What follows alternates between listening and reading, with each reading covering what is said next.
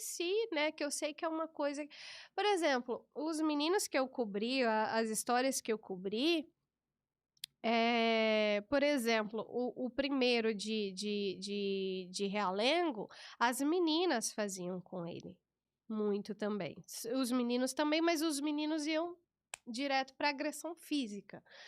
Ele tinha uma barba grande, saiu no jornal umas coisas nada a ver na época, né? Porque, enfim, eu falo, a gente tem que sair do superficial, as notícias precisam sair. Agora tá tudo o que é, e não se explica, não se aprofunda na questão, no tema. Esse menino, várias meninas se insinuavam, ele era testemunho de Jeová, ele seguia já uma religião bem rígida, né? E aí, as meninas se insinuavam pra ele e falavam, você é gay. Né? E ele não gostava. Então, a questão do bullying, ele é muito sério, ele é muito prejudicial. Então, o que os professores precisam é criar esses olhos clínicos, as pessoas precisam olhar. Eu sei na lata, quando alguém faz uma coisa, fala que eu olho para a pessoa fechou a cara. Né? Então, isso é nítido, a gente consegue ver, não consegue? Consegue perceber que tá incomodado. A gente consegue. Então, é uma coisa, assim, que por trás é um desejo ruim mesmo, assim, de não respeitar o outro ser humano. Não tem nada a ver com brincadeira, eu brinco pra cá. Eu sou a pessoa mais zoeira, né, Kelvin? Olha a cara dele. Eu sou muito zoeira. Então, não é esse medo que a gente precisa, né?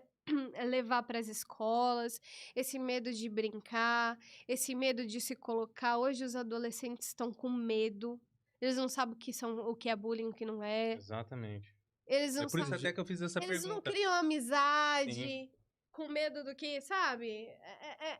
Gente... Gera um clima de desconfiança mútua, né? O tempo todo. Tá triste, aí todo mundo fica melindrado, a escola vira um ambiente que já tá, na realidade, assustador, pesado, as pessoas ficam pesadas, né? E a brincadeira é essencial para o desenvolvimento humano. Nós nascemos brincando enquanto crianças. Mas a brincadeira é saudável. E aquele que não tem compaixão nenhuma, que percebe toda essa realidade, às vezes as pessoas até estarem incomodadas até com essa situação, se sobressai e acaba acontecendo bullying. Exatamente. Né? Exatamente. Deixa eu ler alguns comentários. Porque existe aquelas pessoas que realmente não têm sensibilidade nenhuma. Não tem. Né? Aí... E pisa em cima daquilo mesmo. É o que a gente chama de pessoas com tendências sociopatas e psicopatas. No meu segundo livro, eu explico todo esse universo.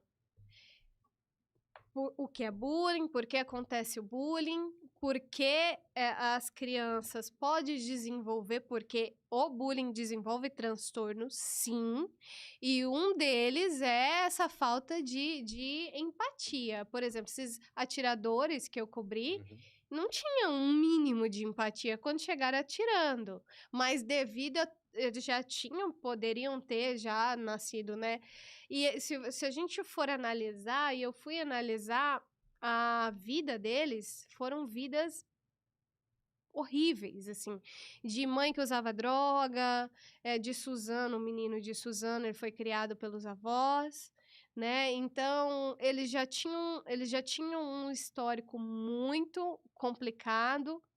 E aí, já tinha um histórico já de Realengo, o primeiro Wellington. A mãe dele tinha problemas psiquiátricos, ele era filho de uma moça que o adotou, né? Ele já não era aceito na própria família, porque os irmãos eram todos maiores, mais velhos que ele.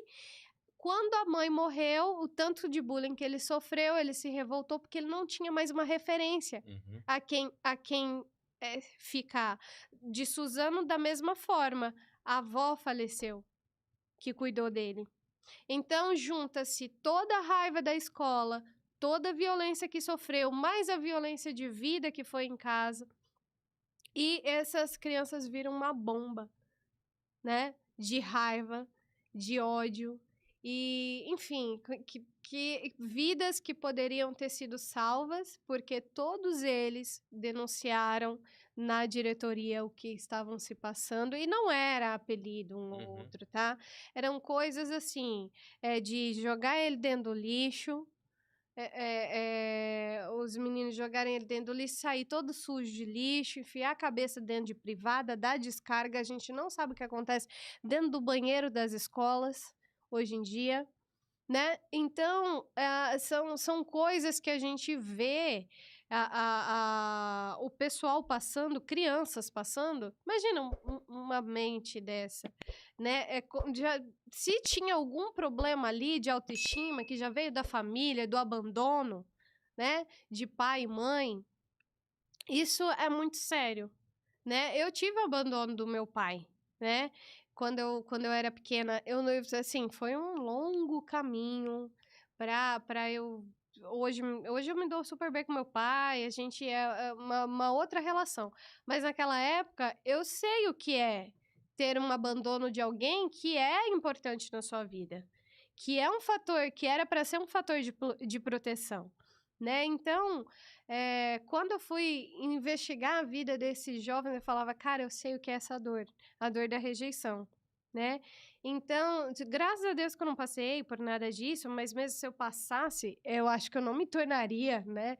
Então, mas assim, é muito complexo a mente humana quando ela é colocada no ápice das suas maiores dificuldades, né?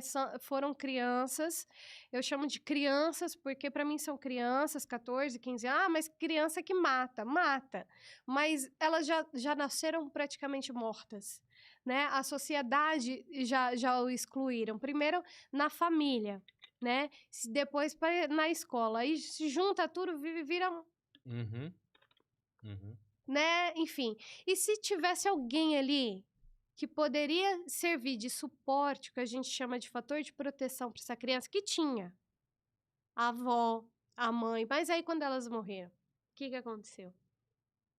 Eles foram lá e fizeram, né? Se vingaram e depois, enfim,